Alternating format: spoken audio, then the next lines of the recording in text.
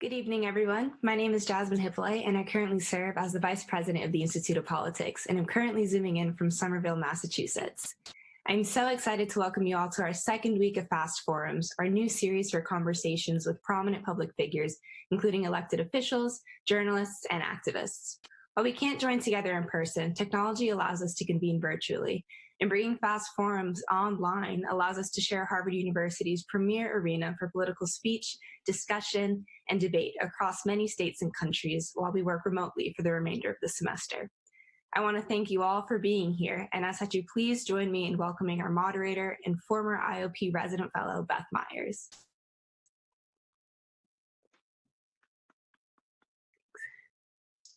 Thank you, Jasmine. I had a little technical glitch there, so you were frozen for a minute. And welcome, everybody. If we have any technical glitches, apologize. I want to thank Peter Alexander for joining us tonight. Peter's a anchor and White House correspondent at NBC News, and we're going to dive right in. We've only got a half an hour. Peter, with those two jobs, that's like the pinnacle of career success for a journalist student. Can you start off this conversation with just telling us a little bit about yourself and your story, about where you are? Yeah, my story is I have a pretty rickety setup in the basement of my house right now. The computer is propped up on two giant-sized Costco Cheerios 100 whole grain oats boxes in order to get this angle. I hope it suffices for you guys today. I'm from Oakland, California, went to school at Northwestern University, the Medill School of Journalism, dreamed about being a journalist ever since I was a kid, watching the evening news. We grew up with Dan Rather at our dinner table, and I saw these correspondents signing off from all parts of the world. I'd never seen anything like those parts of the world, and just the opportunity to try to do something that would give me a chance to see the planet like that was what sort of drew me to it. Had a bunch of local news opportunities from Lexington, Kentucky to Spokane, Washington to Seattle, Washington, where NBC, I was fortunate enough, saw some of my reporting. That was 16 years ago, 2004. I was just a 27-year-old kid when they hired me, flew me back to New York. And I've been covering politics I started covering politics when I met you, covering the Romney campaign in 2012. Normally, if your candidate loses, you don't go to the White House. I was fortunate that even though then Governor, now Senator Romney lost, they still gave me a chance to go to the White House. The night that Brian Williams announced me as a White House correspondent, I literally had to have a courier take me to the White House because I'd only been there once in my life as an 8-year-old kid. And the night that I walked in to be announced as a White House correspondent for NBC News was the second time in my life I'd ever seen that place. Wow. So that's a little bit about how I got here, and I've been covering politics in the years since. Well, 2020 has been an unusual year. I think you'd probably agree, starting off with the impeachment, and then we have had a wild and woolly Democrat primary, and now we've gone into a pandemic. Since you are at the White House many days, can you just tell us what 2020 has been like, and we're only in the first quarter? Yeah, no, it's stunning. I mean, having covered impeachment and then covering the crisis with Iran, right, in just the first 2 months of this year, it felt like we couldn't possibly see anything bigger take place before the election to take place this November, when the COVID-19, this pandemic, landed in our laps. And it has changed our personal experiences. It's certainly changed our professional experiences. And I think it's going to make this a year that no one will ever forget, hopefully with as few lives lost as possible. But it's also challenged us professionally in the way that we do our job. Beth, as you witnessed, right now I'm home. I wouldn't normally be home on a weeknight. I'd be doing the nightly news, excuse me, from the North Lawn. But we've had to make some decisions in the way that we cover this story, simply for our own personal safety and the way to keep us viable going forward. For example, we have a rotation of different correspondents. You may recognize some familiar faces like Kelly O'Donnell and Kristen Welker, Hallie Jackson, some of the other White House correspondents that are a part of the rotation.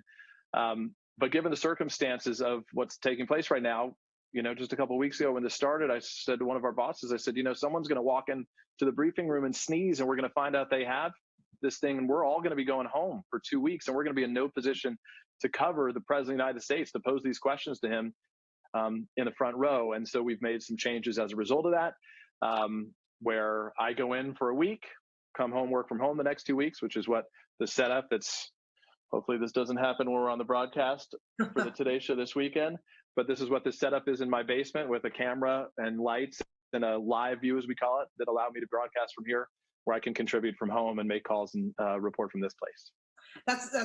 It's an amazing setup. And I guess I have one last follow-up question before we open up to our students, which is part of this. And you as a journalist, as a professional, you have to make a lot of decisions and choices about what kind of coverage you're going to do. And when the news is coming at you like water out of a fire hose, how do you prioritize whether to cover issues that are germane to the safety of the public or the politics, or how are you and how is NBC making editorial choices at a time like this?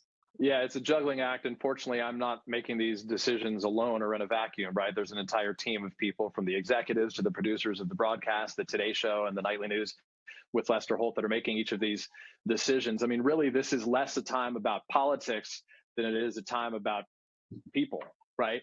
And so while there are questions when you're in the White House for those folks about how we got to this place, the decision making that allowed us to be in the position that we are now, as much as anything, our job at the end of the day, certainly when we do the broadcast at 6:30 in the evening, is to give people the best information about the latest on the pandemic, where things stand, what they can do to protect themselves, what's coming next, what they should be prepared for, and then also, to sort of evolve with the news as it breaks over the day. The president holding these briefings routinely at 5 or 5:30 Eastern time can be challenging, because the most important thing that happens all day could happen right before you go on the air.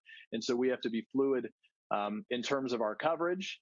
To be totally sincere, I'm just a small part of that. As you witness, I have friends in New York and elsewhere, not to mention Italy and overseas, and places where this thing is very severe and far more dire than the briefing room or the neighborhood in which I live.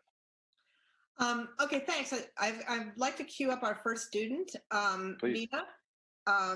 Would you introduce yourself to Peter in the audience, and then we can and ask your question. Hi, my name is Meena Venkataramanan, and I'm a junior at the college. Thanks so much for being here.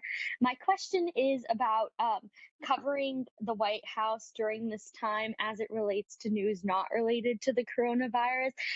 Just yesterday, President Trump tweeted almost a veiled threat towards Iran, saying that they will pay a high price and that they are planning to launch a sneak attack against the U.S.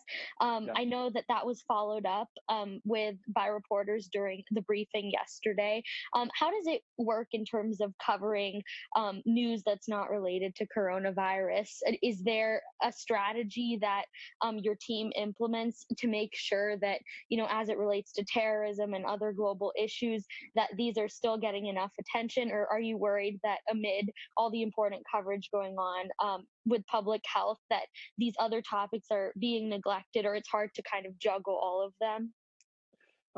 It is definitely hard to kind of juggle all of them. You're right. I'm glad that you look like you're staying safe and healthy, hunkered down at home right now, Mina. No, you're exactly right. That's a challenge. When the president came out yesterday, he spoke about what they're trying to do at the border to crack down on cartels coming across the border right now at this time, and the veiled threat over the course of the day against Iran. And given all the news that we're witnessing right now, those do, ultimately become second fiddle to what's happening in a 30-minute newscast. It doesn't mean they won't make mention over the course of our cable day on MSNBC or elsewhere on the digital side on .com as well. But you're right. You simply can't wrap your hands around all of these things at once. And so there is the risk that some of those things don't get covered. And a lot of times, not covering this presidency exclusively, but covering a campaign or presidency, they have what they call news dumps. Something happens on a Friday, everyone's going on a long weekend, and that's sometimes where people sort of dispose of some bad news that they don't want to get the same headlines. Doesn't make it any less important to us, but it acknowledges that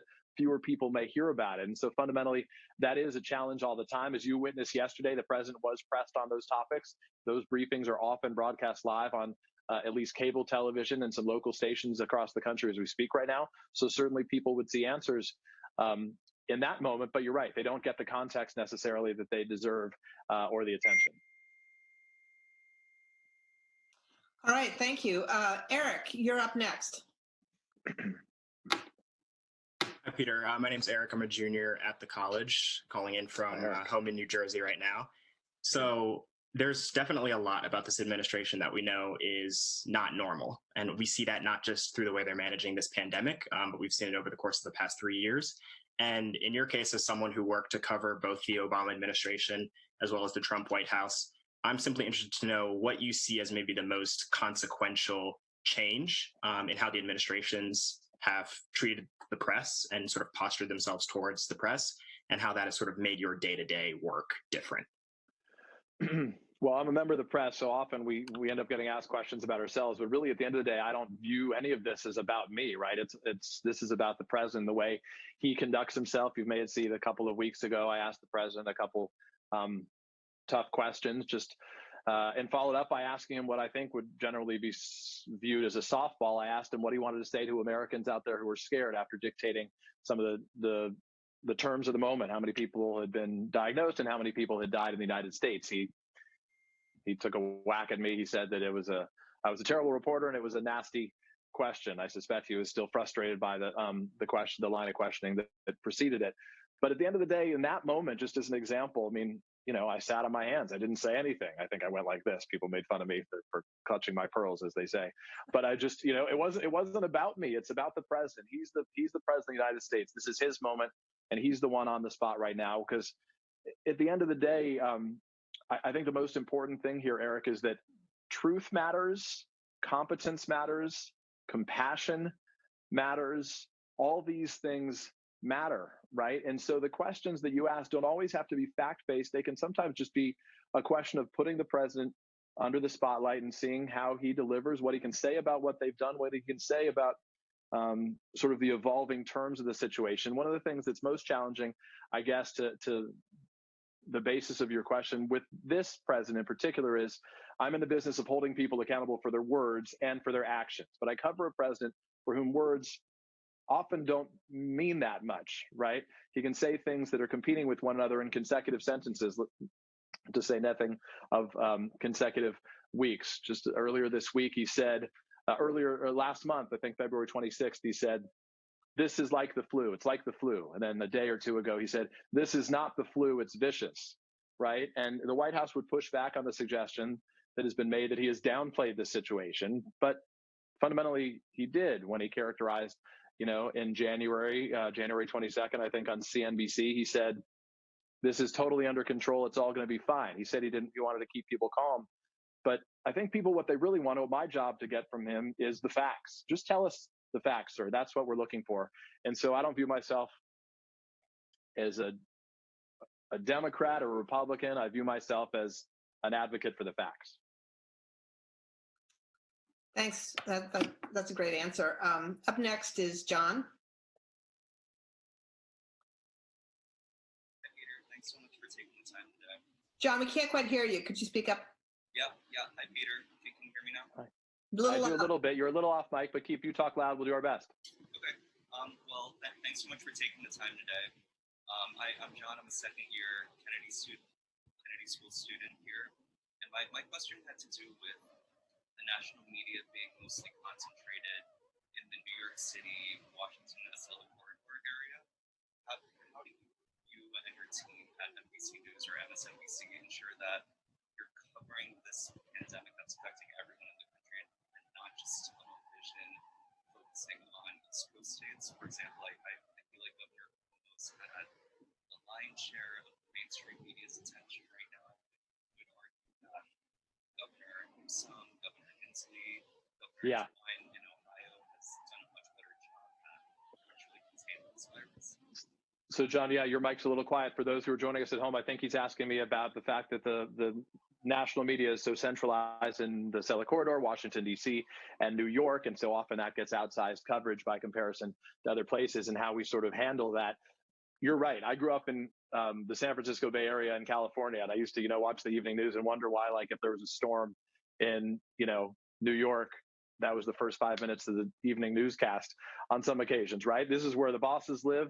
This is where a lot of the people delivering the news live. And so sometimes it does get an outsized focus on this. In this moment, I do think that what Governor Cuomo is saying is significant and deserving of a lot of the attention it's getting right now, given the fact that they have such an outsized number of, the pandemic is clearly focused right now on that location, not just in terms of the coverage, but in terms of the diagnoses and the deaths to this point. That may change and evolve over time.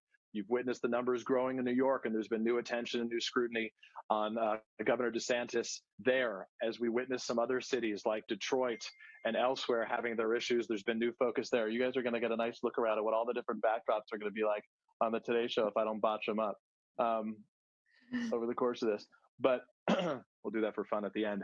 But to answer your question more directly, that is a challenge. And right now it's a unique challenge, right? Because it requires some of my colleagues traveling to some of these places. If they live in that area, it's okay. But like just a few days ago, we wanted to cover the story in Detroit, excuse me, as that was becoming increasingly what appeared to be a hotspot, and the death toll there has grown. And the best way to get a correspondent there on this occasion was to send someone in New York. And one of my colleagues, I think a Harvard grad, Morgan Radford, raised her hand and agreed to go, which required her flying into Detroit right now, right? So that's challenging stuff, and it's difficult to do, but we still got it done because coverage requires it.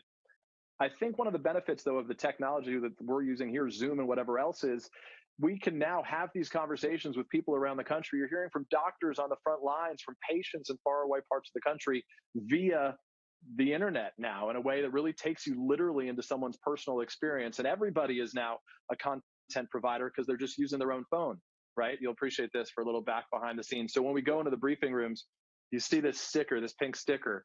When they bring us in, when you're going to be questioning the president, so I sit in the front row, I'm a matter of steps away from him, probably 8 to 10 feet. You got to have your temperature checked. You have to have your temperature checked before you enter the White House as well. And after you get your temperature checked, they give you a sticker if you pass. The first time I came into the White House, you'll appreciate, they checked my temperature and it was 93.7, which I said to the person on hand, I said, this would seem concerning for a variety of other reasons, which we can address later, but I appreciate you letting me in. Anyway, I hope that answers some of your question. Thanks, Peter. Next up is Christine.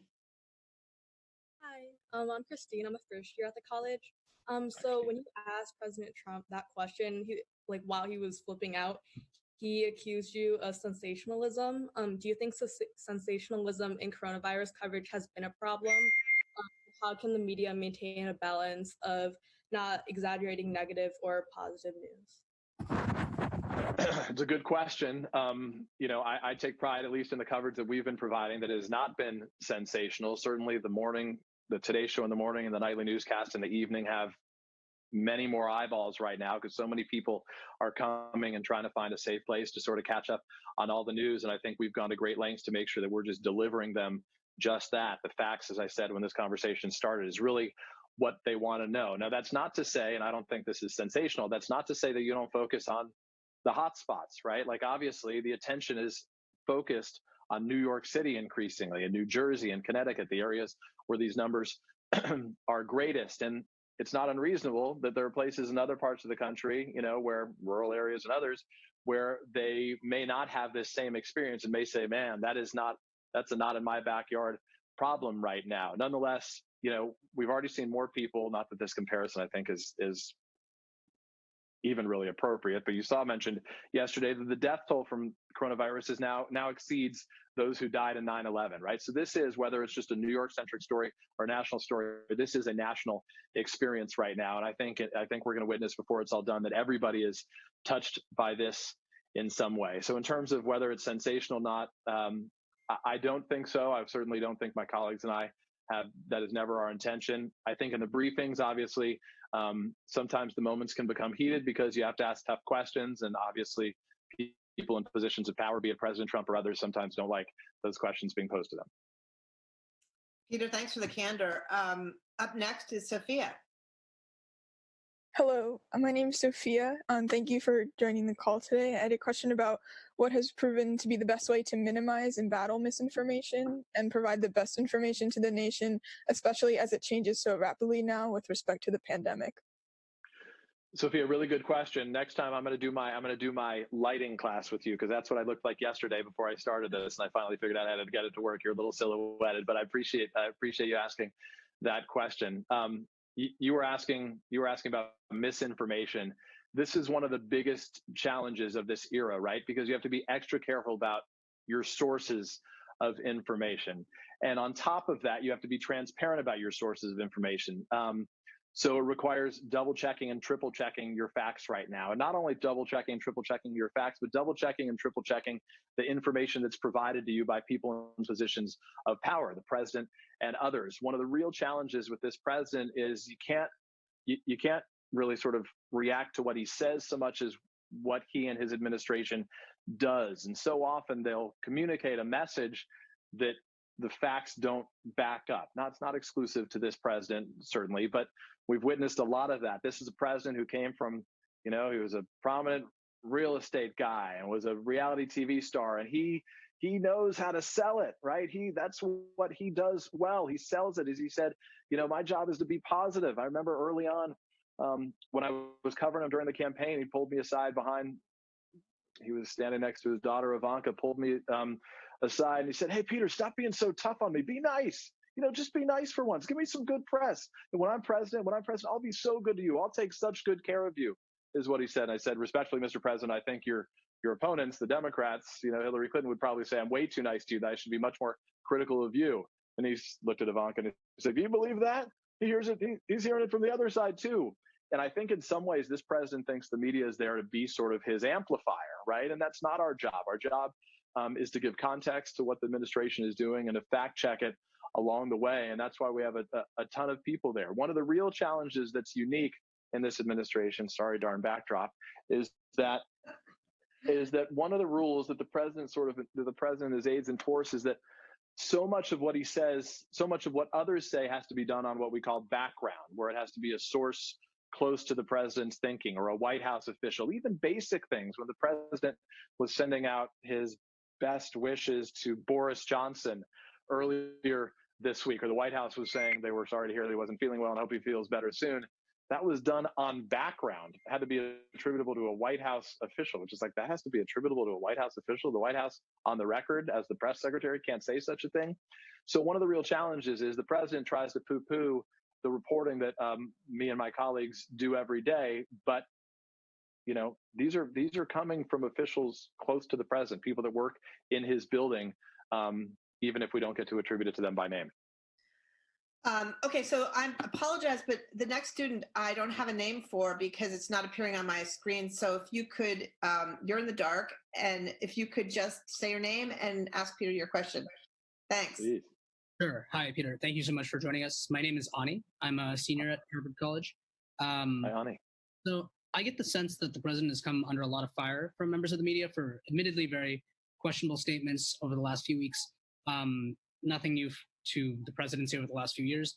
I guess I wonder whether you think it's fair in any way to characterize or see some of the statements he's made as, like in this situation in particular, as the result or consequence of like very difficult, stressful conditions that like no president in recent memory in the U.S. has been placed under. I think it's fair to say. Yeah, no, that's a really good question. I think more than anything, I think that's what these briefings, not more than anything, as much as anything, that's what these briefings can reveal is just the way, commanders in chief, I think as much as anything, they control foreign policy where they can unilaterally make a lot of decisions, and they control sort of the tone, the way that they communicate to the country and the way we sort of view ourselves, as it were. And I think the tone of this president is relevant and does matter. You could see early on when he was sort of downplaying the crisis. Obviously, they took action vis-a-vis China there. But in terms of early testing, the president, when there were only 15 cases, says it's only 15, and we hope those ones will resolve themselves.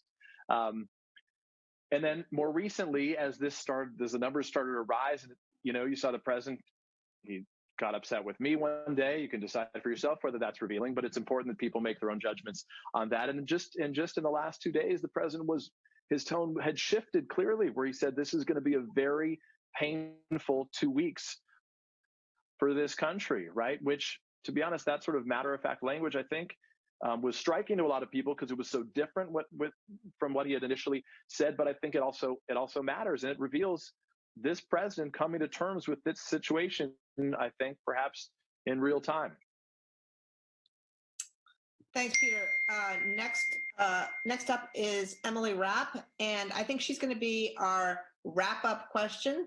Bad pun. And then we'll ask you, Peter, to have a few closing remarks, and then we'll talk about next week. Emily? Okay, good. Hi, Peter. Thanks so much for taking the time this evening. My name is Emily Rapp, and I'm a master's in public administration student here at the Kennedy School. And my question kind of is, hopefully on a hopeful note, is this, I think the American populace, every time we turn on the news, it's difficult to intake. And kind of my question for you is, what is the role in media to add on to resilience in the American populace? I mean, are there areas of hope that we can put out to the American people, whether it is in the briefing room or outside of, kind of what is the role of journalism moving forward during these difficult times to foster continued resilience amongst the American people? It's a great question. At the end of our broadcast in the evening, certainly they would do a series that we used to call the Making a Difference, or something hopeful, right? You want to leave the audiences with something to feel good about. On the Today Show, we do a lot of that, moments that are inspiring, that are powerful. They did a montage that we aired on the Saturday Today Show that I co-host this last weekend. It sort of celebrated the first responders. It showed Iwo Jima as a political cartoon, and it wasn't soldiers who were holding up the flag. It was, as it labeled on their backs, I think, nurses and doctors and paramedics and others, right? There's obviously, aside from the politics about this, like, first and foremost, I'm a person. And what I care about is providing people the best information I can to make their own decisions on these circumstances, but also giving people something to feel good about at the end of the day right now. And that's why I think those stories matter so much. To be totally sincere, if you want to know the truth, that's what I wanted to do for a living, was tell those types of stories if I had my way, because I feel like there's so much value in that. And it's at the end of the day, I remember when I was in local news, I had been covering, in local news, there's a lot of crummy news that you're covering every day. And it was this crime or this and that. And I was making my way in the business, and I get it. I don't get to make those decisions. But then on a Friday, I got an email from I think it was Leukemia and Lymphoma Society, asking me to MC an event, right? I'm just an average guy. I was a local reporter in this market. But on that night, I got to speak to 1,250 people, and we raised $1 million and something, right? And so just to try to use the power of this platform to make a difference, whether it's like that in urging people to give, or in the broadcast that you do, I think it matters. I mean, in the exchange I had with the president, he was upset because I was trying to press him, and Beth, I know we have to go at some point, but I was trying to press him about some comments he had made about some of the drugs that they wanted to do trials on. And the president had suggested some of those drugs had been approved for this use, which they hadn't been approved for this use. And I was trying to get to the bottom of that. But the follow-up question that I asked him on that day was, what do you say to Americans who were scared? Which the president 2 days later would answer that question unsolicited, unprompted, with notes that had been prepared.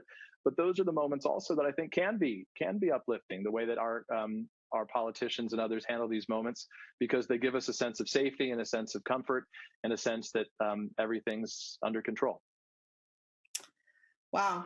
That is an incredibly good answer for that question. And Peter, I'm so grateful that you came on. When we got to know each other in the Romney campaign in 2012, you were always one of my favorite reporters. You asked tough questions, but you always had a heart, and you just showed it. As we wrap up, is there anything that you'd like to say to the students about the situation that we find ourselves in that you didn't get a chance to address in any of the questions? Well, first of all, I just want to say thanks to you, Beth, and thanks to everybody who's participating and everybody who's at home right now for including me in this conversation. There's such value in us using these outlets to inform ourselves about what's going on right now, as we're all sort of tethered to our homes. I guess a couple of things. Whether the students on the call and the others joining us have any interest in being journalists, the only thing I would say broadly about journalism is that journalism is not about being popular. It's not about being cool. It's not about being a star. Journalism is about providing information, challenging authority, and getting to the facts, right? And, I'm sure I don't do it perfectly every day. I sure as heck do my best each time that I'm out there. And that remains my goal and the goal of my colleagues. And I hope people will recognize that when they watch this. I'm grateful for all the people I work with who are dealing with insane and uncomfortable and unpleasant circumstances to try to deliver the best information at this time when, their own personal safety is at risk. And then more broadly, what I would just say is, we rely on you who are joining us and who are watching right now to challenge us as well, challenge the politicians as well. We are all now in a unique position that we can make a difference in a way that may not have pre-existed because of social media, because of the access to your phone. I mean, this right here is about as powerful as anything these days. If you see something, say something. They say when you're at an airport, but when you witness moments, when you're witnessing things that are happening, certainly in a pandemic like this, that's something that needs to be shared so we can share it more broadly so people can get a real understanding of what this situation is like. I didn't prepare any remarks for this, but I just want to express my gratitude to you guys. And then as I go, I want to show you, okay, if you see me, here's what it looks like. We'll see if I don't botch it up. But so these are your choices this weekend when I'm broadcasting. There's the Capitol sunset. I thought that was a little too romantic for tonight. We got the Capitol by day. We got the what else we got in there? Let's see. Oh, I thought that was that's not okay. Anyway, I'm going to try to get this TV fixed. The alternative to doing it in the basement was in was in a closet upstairs where my 4 and 6-year-old wouldn't interrupt. But fortunately, they're going to get dessert tonight because they were good. So thank you guys. Peter, thank you so much for joining us on this this experimental venture of Fast Forums. You are our second, and I think this went better than we could have ever hoped. You were a guest with candor and honesty that we will appreciate forever. And so thank you. Next week, we have joining us Lena Sun, who is the super smart Washington Post reporter who started talking about this very strange virus that was coming out of China way back in the very, very beginning of January, and has really been the go-to reporter on this pandemic. And she will be joining us, and Dan Balls will be moderating. So thank you, everybody. We really appreciate it. And Peter, again, thank you so much for joining us for the Harvard IOP Fast Forum. Hey, guys, be safe and healthy. Thank you. Bye-bye.